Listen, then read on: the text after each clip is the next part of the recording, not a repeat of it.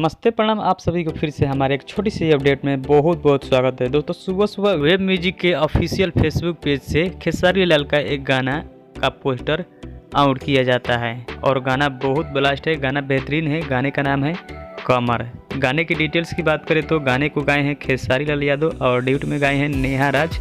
और बात करते हैं गीत के तो गीत लिखे हैं प्रकाश परदेसी और म्यूजिक से डायरेक्ट किए हैं आर्या शर्मा जी ने। गाना बहुत बेहतरीन है।